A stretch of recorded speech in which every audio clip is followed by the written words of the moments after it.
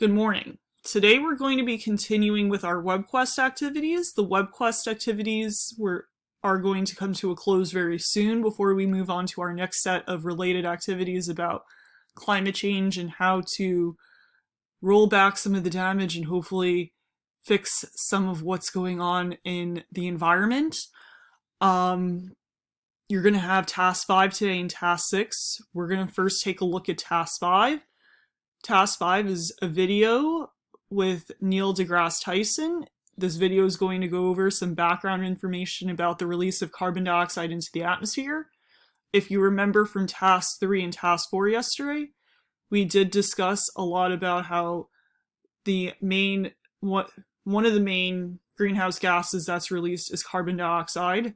Carbon dioxide can be released either by natural processes such as volcanic eruptions, but a lot of carbon dioxide is released because of combustion of fossil fuels, such as the burning of coal for electrical energy, the burning of oil for heat in homes, the burning of natural gas when people use gas-powered stovetops for cooking food, and many, many other ways that we've used fossil fuels. The 3 questions that you're going to be answering and looking for in this video are approximately how much carbon dioxide is released by civilization each year.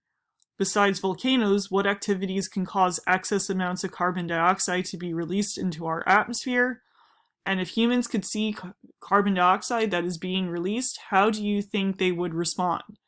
So overall, what you're going to be looking for is in this video right here. I'm not going to play it on here right now. I do want you to take your time to go back and watch it on your own.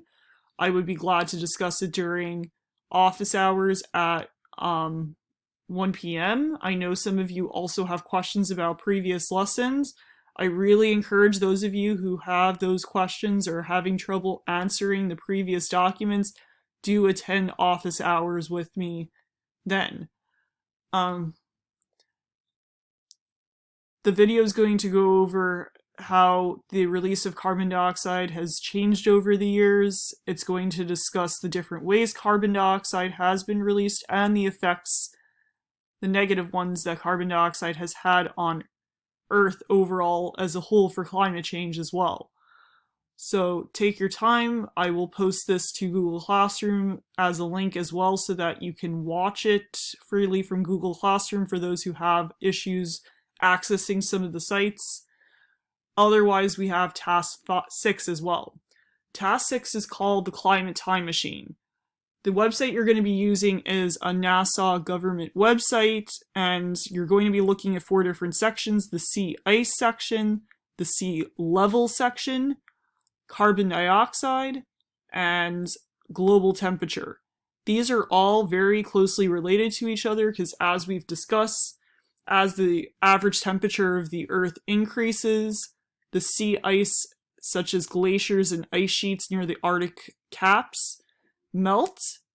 And as the sea ice begins to melt, the sea level rises, which may cause flooding in coastal areas. The sea level rising and the melting of the sea ice also causes more melting because water is more likely to absorb heat from the sun as opposed to ice, which usually reflects some of the heat away from Earth.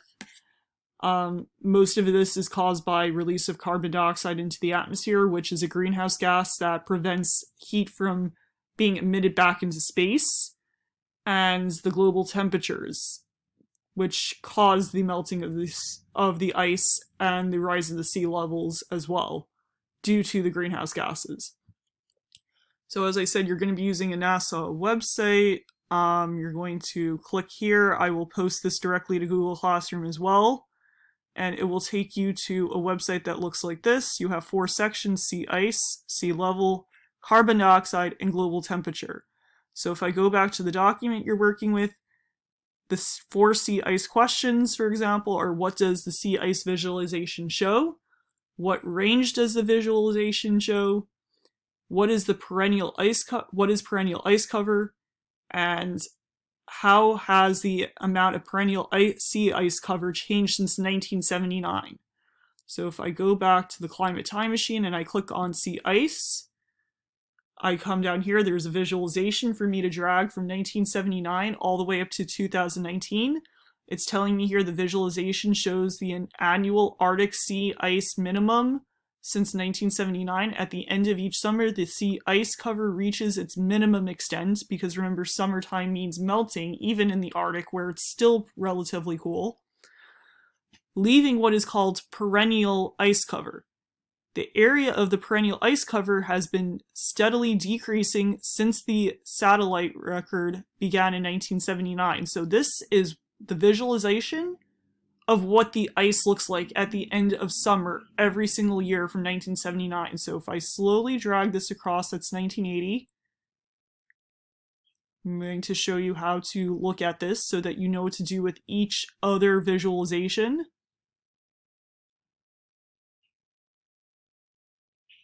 So now we're into the 1990s, and we're up to 2000.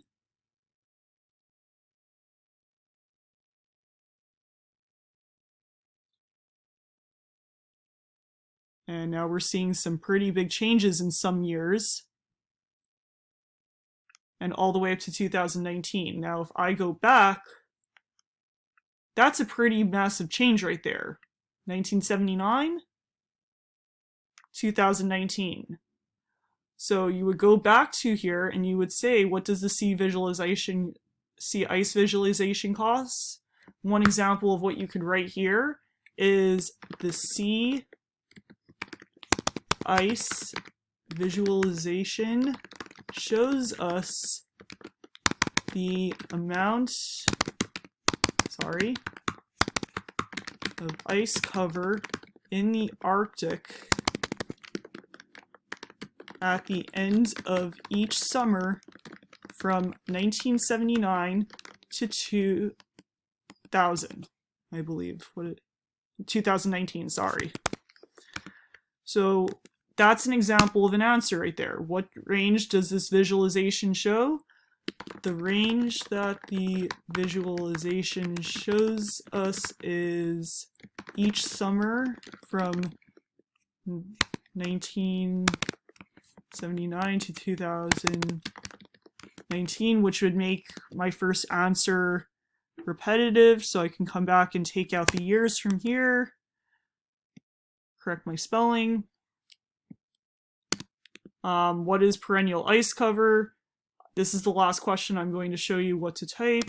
You can do what I'm doing here. You can either change the font if you'd like to, or just underline your answers. What is the perennial ice cover? So if I go back, if I can't remember an answer, at the end of each summer, the sea ice cover reaches its minimum extent, leaving what is called perennial ice cover. I can come back here and say,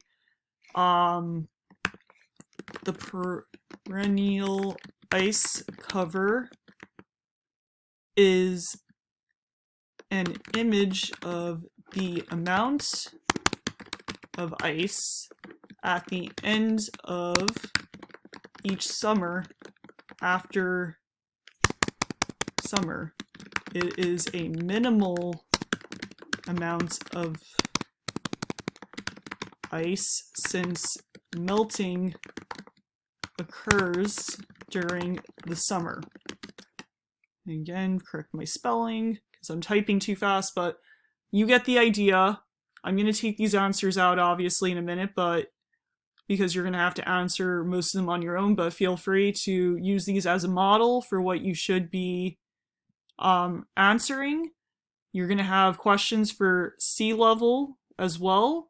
So for sea level, what you're going to do is you're going to come back to the top of the page, and you don't have to go to a home page. You click on here for your visualization of the sea level.